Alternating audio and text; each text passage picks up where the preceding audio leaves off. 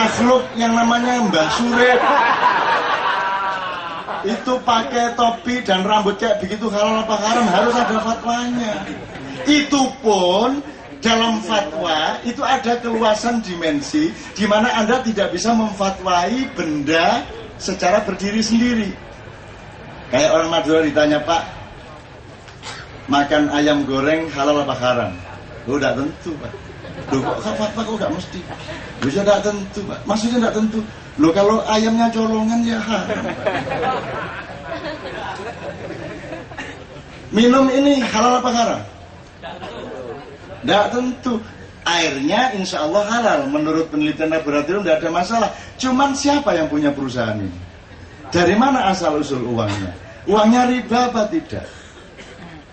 Hasil kolusi KKN apa tidak?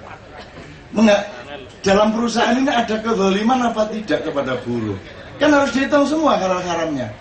Jadi daripada repot-repot memfatwai begitu banyak hal, mbok wis rasa berfatwa.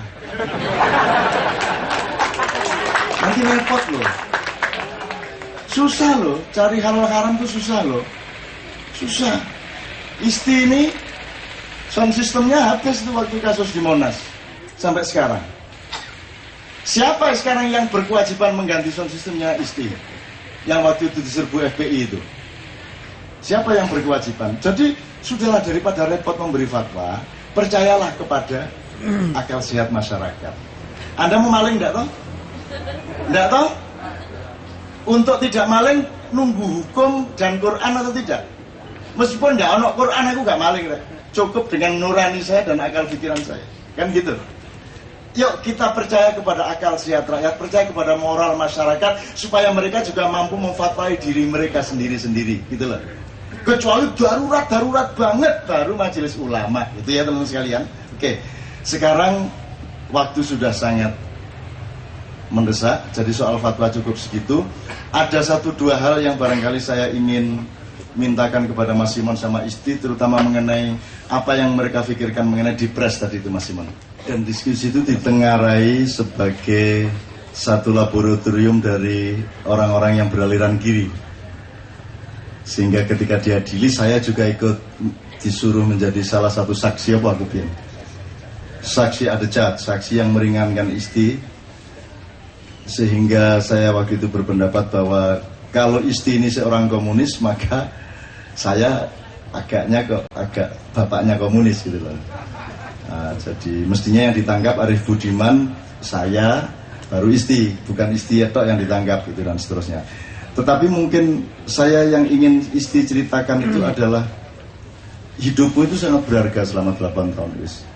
Dan sekarang sekarang ini tiba-tiba di Indonesia ada banyak sekali pahlawan-pahlawan reformis-reformis yang hebat-hebat, yang sebenarnya di zaman Orde Baru dulu mereka juga ikut-ikut saja selama sama waktu rezim Pak Harto gitu loh. Waktu itu dia ndelosor-ndelosor dan juga menjadi kolaborator. Sekarang mereka menjadi pahlawan-pahlawan lagi di zaman reformasi. Saya tidak mengatakan saya cemburu kepada nasib mereka demi Isti, tidak.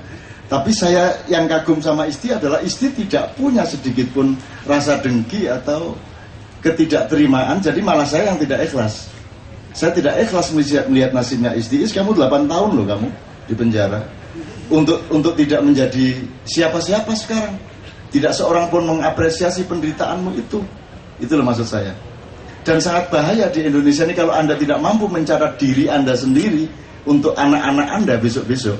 Jadi tolong rajin mencatat segala sesuatu supaya anakmu nanti dapat warisan tidak hanya harta tapi juga tulisan-tulisanmu meskipun hanya berupa diary atau catatan harian. Dan saya kira Isti punya itu untuk anak-anaknya. Karena Anda tahu Cak Nur Kholis Majid yang begitu hebat itu juga sudah tidak ada akselerasinya hari ini. Betul nggak? Nanti Gus Dur yang dahsyat itu begitu beliau nanti wafat juga setelah itu hanya dikenang dengan tangan kosong dan tanpa apresiasi apa-apa.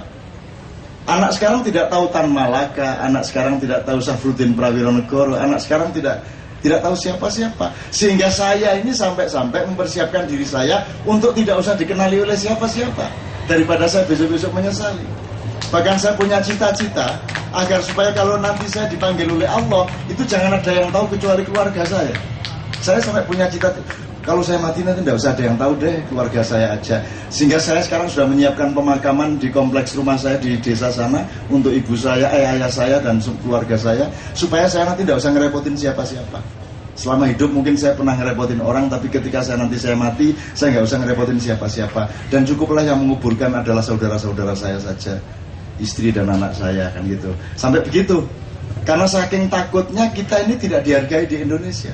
Indonesia, media massa, pemerintah, dan semuanya mainstream ini tidak butuh kebenaran, tidak butuh kebaikan, tidak butuh kreativitas, dan lain sebagainya. Keajaiban saja dituduh musyrik kok. Ponari tadi. Oh, itu Allah, itu perkaranya Allah, bukan perkaranya Ponari kok itu. Itu aja dituduh syirik kok.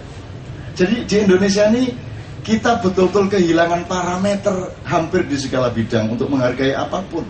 Oleh karena itu KC ini, komunitas Kenduri Cinta ini menurut saya adalah satu surga yang luar biasa, di mana kita sangat appreciate berjam-jam terhadap siapapun saja yang berinteraksi dengan kita. Nah yang ingin saya tanyakan sama istri adalah, kamu kok ikhlas banget, gimana sih ceritanya? Gitu loh Is.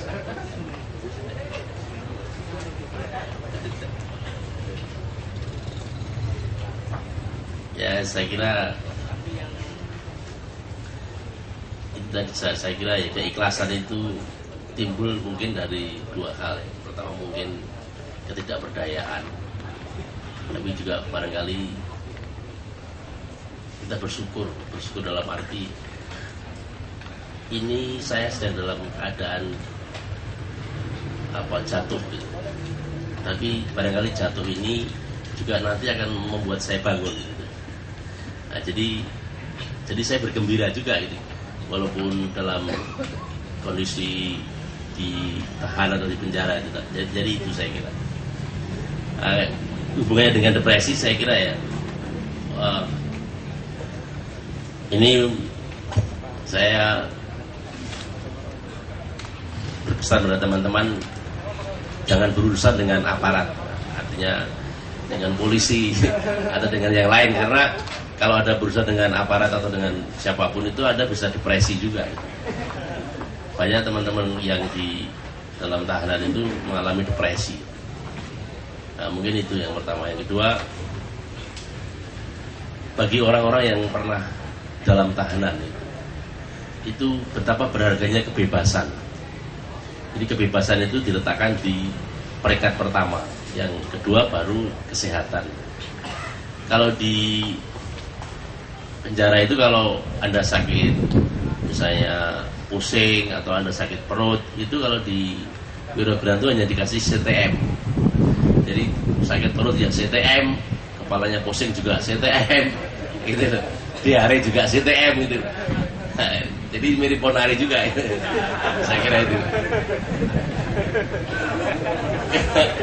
saya kira itu, jadi itu.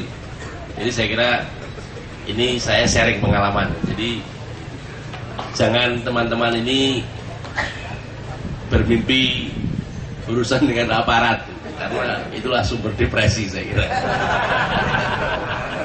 Jadi kalau Anda sudah masuk tahanan itu bisa wis celoko diperas gitu. Nah itu yang agak susah lagi itu. Itu depresi pangkat 2 saya kira.